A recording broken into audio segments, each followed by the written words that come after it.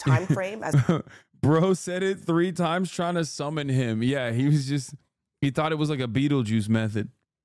If he says it 3 times, you can go back to the prosperous time for American black folk, the Jim Crow era.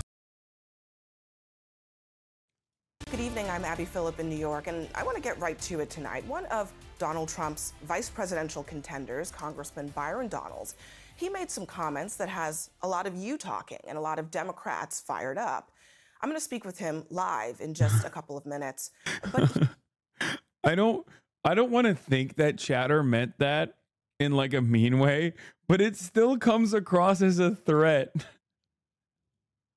Like, one day I hope I'll hear from you in Israeli news. Like, I don't think he meant it as a threat. Here are the original remarks. They were made as a part of a pitch to black voters in Philadelphia, and I want you to hear it in its full context. Listen. I grew up with my mom. My dad and my mom, things didn't work out. As an adult, I look at my father and I say, bro, I don't know what happened, but you my father and I love you. Wow. I don't know what happened. I wasn't there. Wow. But I'm gonna tell you this, growing up, the one thing I knew I wanted to do, and this is not about my father, this is about what I wanted to do, is I wanted to be a father to myself. Wow. And so one of the things that's actually happening in our culture, which you're now starting to see in our politics, is the reinvigoration of black families with younger black men and black women. And that is also helping to breed the revival of a black middle class in America. You see, during Jim Crow, the black family was together. That's right. During Jim Crow, more black people were... Yeah, things were so much better, dude. It's like, how come he gets to say that, but when I say it, people say I'm a white supremacist? Things were so much better during Jim Crow.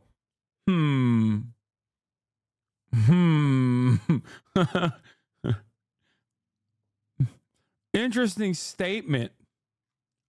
Not just conservative, because black people always have been conservative-minded, but more black people voted conservatively.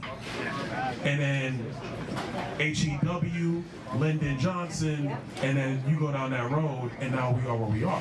What's happened in America the last 10 years, and I say it because it's my contemporaries, it's Wesley's contemporaries, you're starting to see more black people be married in homes, raising kids. It's when you home with your wife raising your kids, and then you look at the world, you're saying, now wait a minute, time out. This does not look right. How can I get something to my kids? It goes back to the conversation of generational wealth. Not just having a job, generational wealth. Now, we should note that many Democrats who jumped on Donald's today claimed that he said that blacks were, quote, better off. As you heard there, the best part about the shit take is that he has a wife, white wife law. He would have been maidenless in his picture perfect past. Yeah, I don't really understand how that works out in the Jim Crow South. Like how do you maintain your interracial relationship? How do you maintain this nuclear family that you want to defend in the Jim Crow South when you have a white wife? He didn't use those exact words in the clip, but the congressman joins me now to talk about that. Congressman, thank you for being here. I want to just focus on really the substance of what you were saying or trying to say in that clip. What did you mean by black families were more together during Jim Crow? Frankly, what that is about the empirical fact that before the Great Society, before Lyndon Johnson's policy.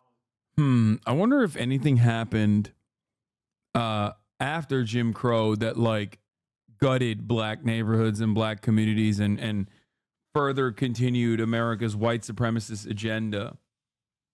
Like we should ask Byron what he thinks about the war on drugs, for example. Just like was there a thing that happened that continued that exact same white supremacist attitude? it's like, oh, there's an empirical fact that like the black nuclear family was intact during Jim Crow. Yeah, dude, when a black person wasn't being lynched, I guess, for existing in a white space. There was more black families united. The marriage rate in Black America was significantly higher before the Great Society. The period of time that coincides with that, obviously, is Jim Crow era, and then after. He's too green to fucking make the Thomas Sowell argument. Like, he's not even doing a good job. This is, by the way, a classic trope. Like a super classic black conservative weapon in the arsenal, which is welfare destroyed black families. That's like what he's trying to get to. But because he's too fucking stupid, he said, oh, things were better during Jim Crow. And of course, everyone is immediately going to be like, what the fuck are you saying? The real way to say that is by masking it with pro-capitalist, anti-social safety net rhetoric. You know, the whole, what's the guy's name again? The dude that worked with Reagan and Nixon in the 60s. You could say the N-word, and then, you know, you couldn't say the N-word no more. So you started saying, you know, welfare queens and whatnot. Lee Atwater, yeah. Like, he hasn't gotten the memo, I think.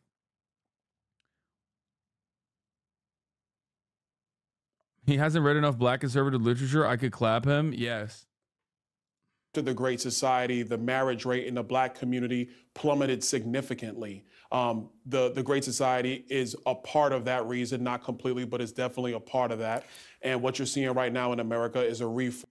It's like, dude, this is almost as insane as saying, like, I mean, this is even more unhinged than what Byron is saying, but it's like saying during chattel slavery, the shelter rate for black Americans was 100%.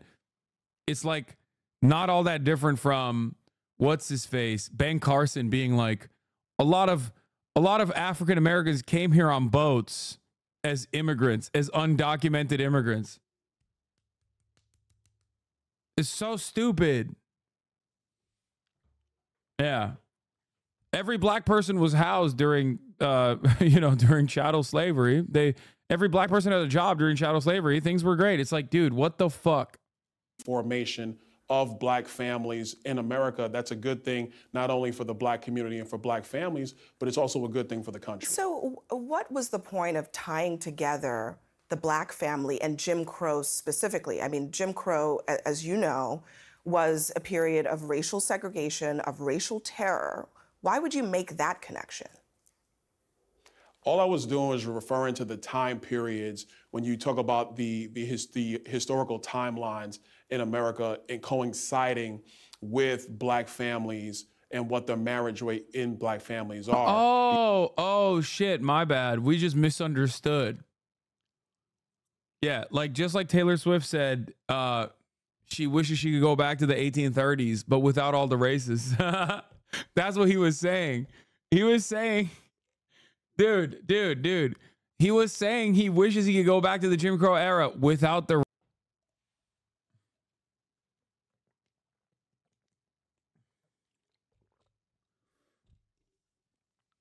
That's what it is. Shit. Why are you always eating, Big Mac? I'm not even eating right now. What the fuck's wrong with you? The overarching point is obviously talking about what polling did. I'm drinking water, dude. What the fuck? It's just water.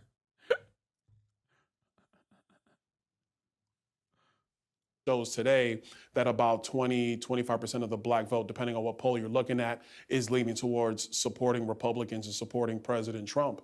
The corollary to that is that when you're in a family unit, husband and wife, living together, working together, thriving together, you're raising your kids, your thought process is now talking about building generational wealth.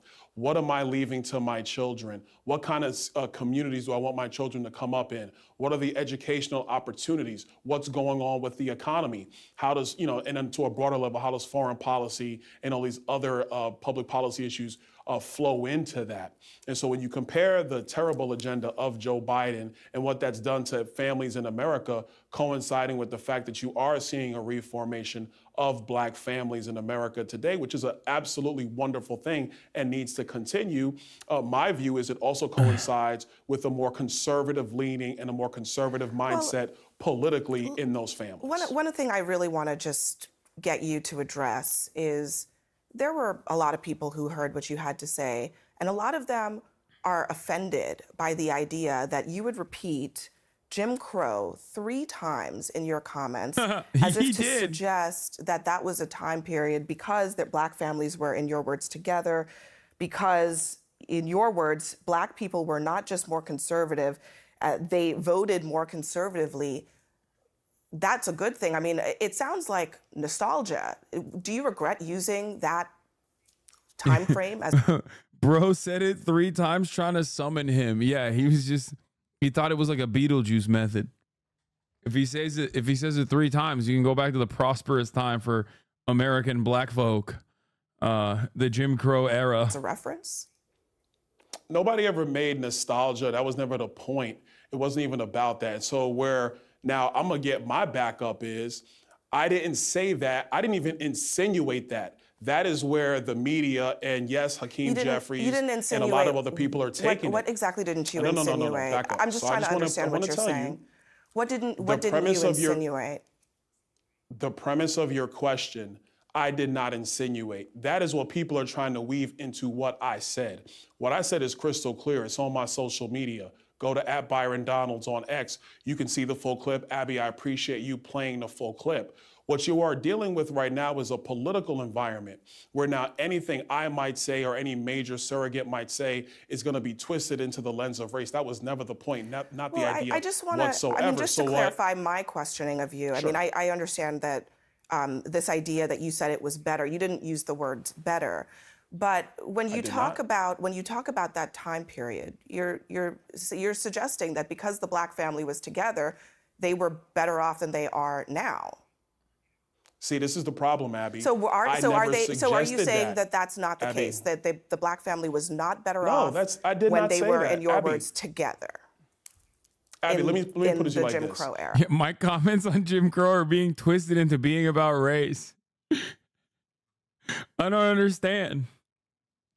I simply was saying, okay, things were much better for Jewish people, you know, in and around the 40s and the lead up to the 1940s in Germany. Okay. A lot of people found a shared purpose, a sense of community. Like, what do you mean? What? Why are you saying that this has anything to do with the Holocaust, even though I did bring that up by name? What do you mean? Why would you bring up the fact that I kept saying Jim Crow? Let's agree on something. I am, obviously one of the better communicators in the Republican Party. I know how to put words together. Wait, that makes it worse, dude. That means that you had intention behind it. Like, it wasn't an oopsie. That literally makes it worse. He's like, listen, Abby, I know what the fuck I'm saying. That's why I said Jim Crow era was better for black people 3 times, okay? For the family. For the black family, of course. That's awesome. Do it very, very often. So I'm not going to say something that I do not agree with. What America is seeing right now, especially black America, is the gaslighting that unfortunately does happen in politics. Oh, now he's vaguely pointing the finger at woke culture. My comments, and you want to weave your own political viewpoint into what I said. What I said is very clear. I asked you to explain because I wanted to. What I want to undo is understand what you're saying. For the record, if you're wondering why the fuck are we talking about Representative Byron Donalds, it's not just because he's like said some unhinged shit. It's also because why is he saying unhinged shit? Now, under normal circumstances, you would go, well, he's saying unhinged shit because he is a black conservative, he's a black Republican. This is kind of the modus operandi. This is the It's to, you know, traffic white supremacist talking points with a black face, and you know, give permission to be able to say things that like white politicians would get probably a little penalized for. You know what I mean? Because like things were great for blacks during Jim Crow coming out of Trump's mouth is a, you know, now that I think about it, is something he probably will say, but, you know, is going to be understandably criticized as white supremacist sentiment. Now, but beyond the reasons, Byron is on the short list. Okay, he is one of Trump's VP picks. That is why this is getting more media coverage than it normally would. Saying here, because if you're making a comparison, you're saying the black family was together then, they're not together now. And listen, Abby, I think you need to understand, I am trying to become the vice president as a black man to the Republican Party, the modern Republican Party, very different than the Abraham Lincoln Republican Party. So for that reason, I have to say some of the most white supremacist things you've ever heard in your entire life. You know how like Barack Obama had to bring Joe Biden on board so that white people who were terrified of a Kenyan Muslim man becoming president with a middle name Hussein would feel comfortable because there was an old racist guy next to him, like an old racist white guy? It's kind of like that. It's kind of like that. It's just I have to, right now, as I stand here, I look black. I am black. And that's very scary for a lot of people who would otherwise vote for Donald Trump because they're white supremacists. So I need to effectively communicate to them that I'm black, but also a white supremacist myself. And you're using that to try to say that things are bad now. Well, first of all, let me just to set the table here. By pretty much every available measure, black families, black individuals in this country are better off today than they were during Jim Crow. Would you agree with that? Abby, of course I would. I'm not making that point, and this is the problem. What the Democrats, what Hakeem Jeffries did on the House floor, what Jamie Harrison, what the president of the NAACP, what the Biden campaign, because they're the ones who started this, it was really the Biden campaigns who were trying to cherry pick everything. They're trying to twist my words into saying something. I never said that. What I was talking about was specifically black families. You don't have to go as far back as Obama. It's the same thing with Biden and Kamala. Yes, a role reversal of the Obama-Brandon camp with the Biden-Kamala camp. Families. And the point that black families being together is a great thing for the black community. And you do have to acknowledge. It's cool because like Abby Phillips literally played the whole clip and like tried to contextualize it to a degree that I think is like almost, you know, almost carrying water for Byron Donalds. Acknowledge the empirical fact that before Lyndon Johnson's policies and the welfare state. That's the issue. Do you understand, chatters? He didn't do the classic. Thomas Sowell black conservative take of masking the quiet part. Things were better for black people under Jim Crow. Normally that's the quiet part. You're not supposed to say that out loud. Thomas Sowell, you know, will say it's the welfare state that destroyed the black community. Okay? Thomas Sowell and Clarence Thomas love saying not the quiet part out loud, but the other part. He unfortunately telegraphed the racist part of that argument. He swapped it, and now he's kind of stuck. And I don't know why he's not. Big man, are you drinking from a disposable plastic bottle? Yes, bro. I hate the environment. I'm trying to kill more turtles. Oh, fuck. Don't tell that other guy from earlier today that I'm trying to kill more turtles. I'm trying to save the turtles, actually. I promise. That was created in the United States. I'm not talking about good, bad, or indifferent. But what about black families were, hold on, black marriage rates were significantly higher. Well, what about They're other rising things that again might in have, America. But, that's a good thing. We should celebrate other things that may have contributed to the, you know, maybe the decline in marriage rates, which, by the way, is not unique to black families. That's happening actually across racial groups. But what about other things? I mean, what about redlining? Do you think that that had an effect on the Black family? What about mass incarceration? What about the war on drugs, which was pushed by a Republican president whose advisor said it was specifically to target Black people? What about all of those things? Look, if you want to talk about redlining and a lot of the other policies that were put forward, quite frankly, party, if you're going to go back to Jim Crow, because Jim Crow was Democrat policies. Well, that's what that was.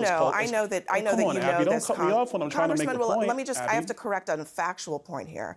I know that you know that the Democratic Party and the Republican Party of today are ideologically not what they were during Jim Crow. You know that, Congressman. So to suggest that, you know, the Democrats of 1920 are the same ideologically as the Democrats of today is inaccurate. So just, you can continue, but I wanted to... That's not totally true, Abby, and I think if we want to have that conversation about the policy positions between Republicans and Democrats, we can have that conversation, but one of the other Abby, things, do you want to have a conversation? One of the other things, I'm trying to understand how you want this since you brought it to up, go. because since you brought it up on the conservative thing, the other thing that you said was Black people voted more conservatively. Were you talking about them voting for Republicans?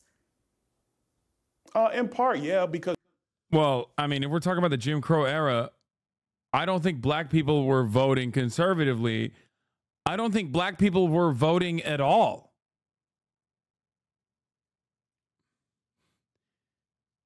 That's an odd take in and of itself.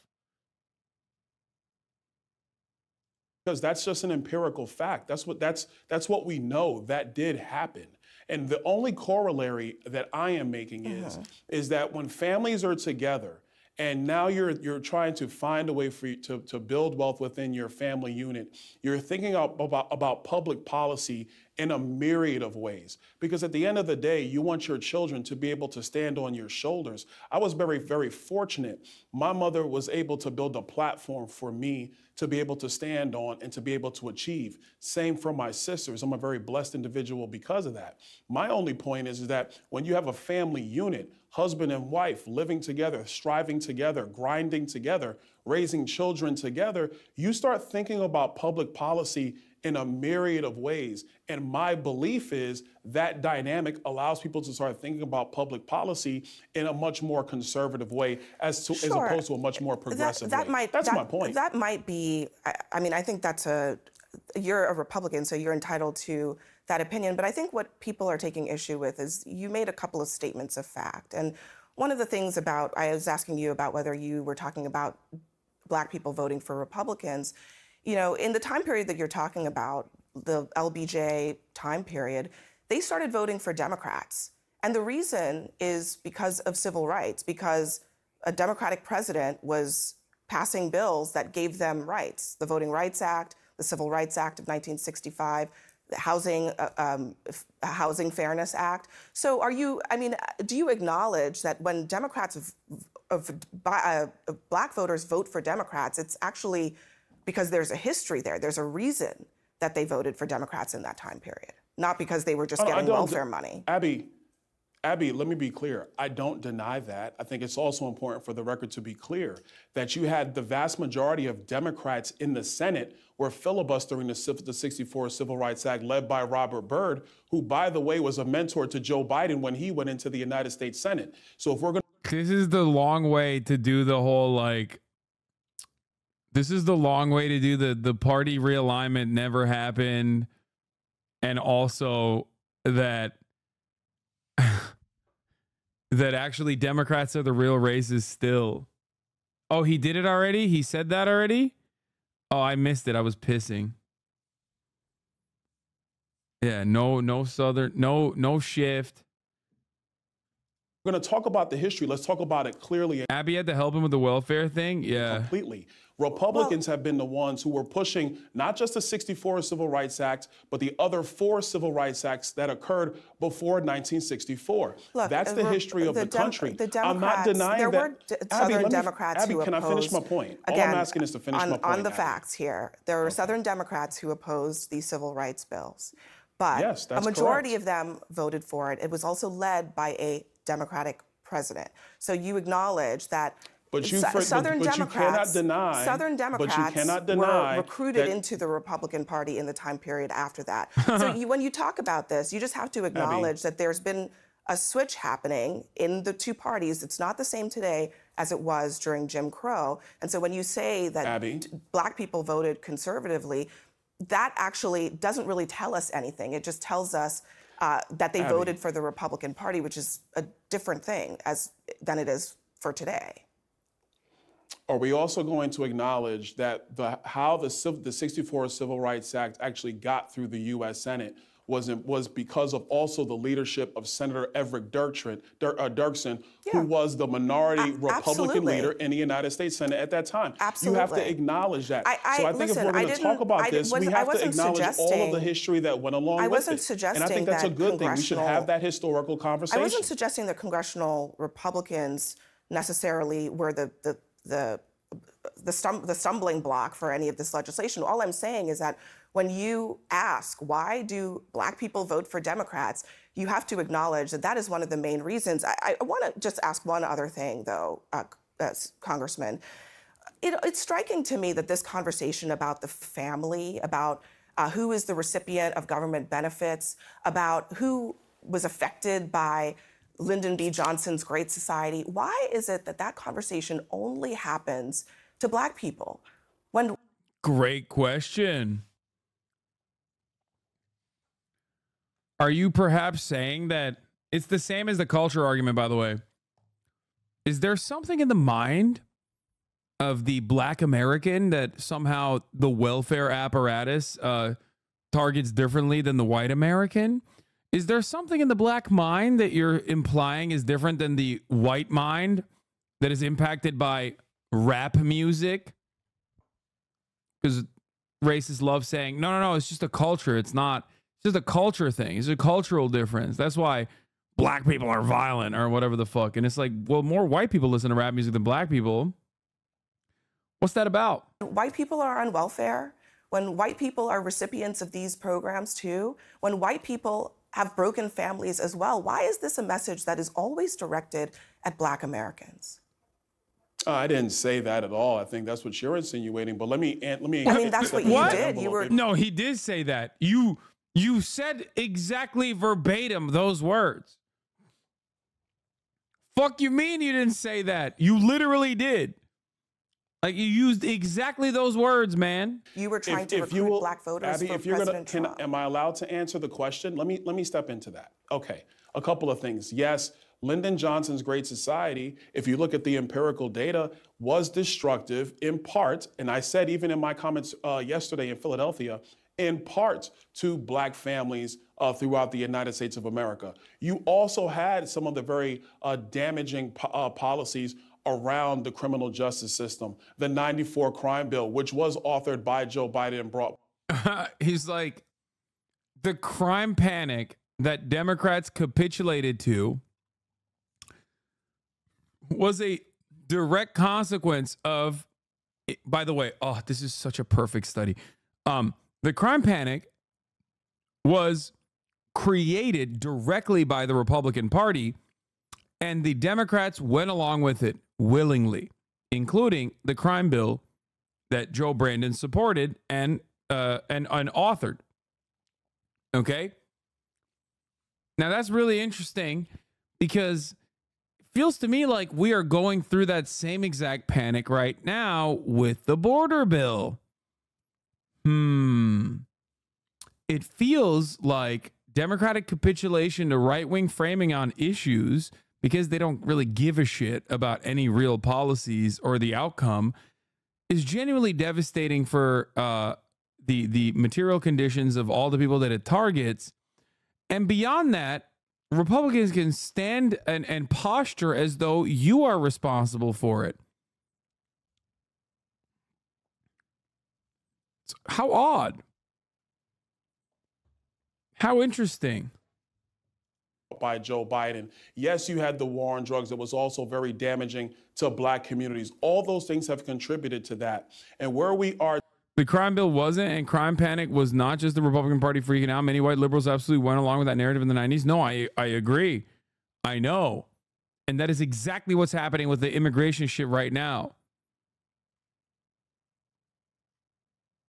That is exactly what's going on with immigration. White liberals are fucking panicking. And instead of the other side saying, hey, you got to be reasonable. What the fuck are you doing? What are you saying right now about these immigrants like being responsible for so much crime or whatever? And addressing the actual truth of the matter, liberals are leaning into it.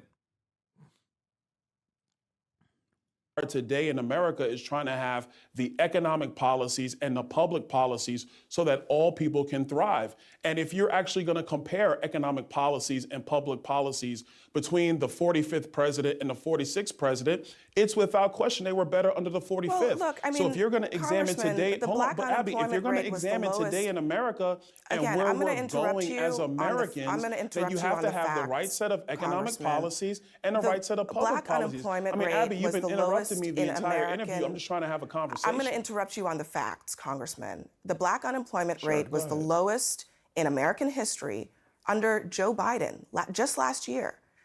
The poverty rate for black people is the lowest under Joe Biden. So you cannot say empirically for black people that from a financial level, things were better under Trump. There are other ways that you can make this case, but you cannot say that.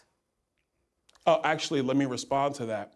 Because the economic reality is that even though unemployment might be lower, wages adjusted for inflation, which is the true measure of getting ahead in America, that has been bad under Joe Biden. It was significant. Wow. Republicans become so fucking woke.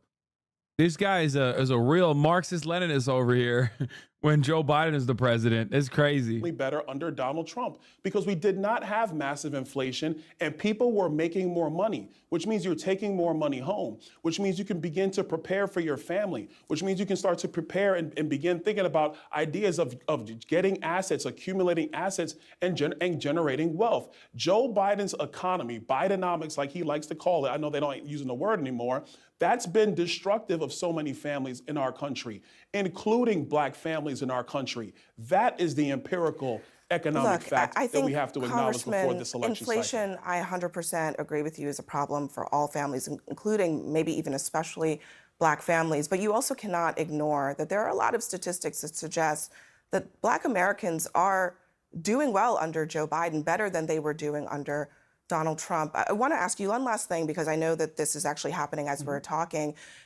We've learned that you are on the list, obviously, for VP candidates, and that you've received some vetting materials from the Trump campaign to be potentially a VP. Can you confirm that? And is there anything more you can tell us about how that process is going? Well, I'm not going to confirm that right now. I had a conversation with the Trump campaign about that, and I'm going to leave that very private because they're going to go through their deliberations. President Trump's going to make a decision. I will say prices in America have been up over 20% since Joe Biden has taken office. That's hurting everybody. When prices are up 20%, trust me, Abby, going to the supermarket, going to the gas station, everybody is struggling. That is a fact. And that is why so many Americans, especially Americans who are minorities in this country, are leaving Joe Biden and the Democrats and looking towards Donald Trump and the Republicans. All right. Congressman Byron Donalds, we appreciate you joining us tonight. Thank you. Thank you. The Senate has failed now to advance a bill to protect access to contraception, and Majority Leader Chuck Schumer announced they will vote on IVF protections next week. Uh-oh.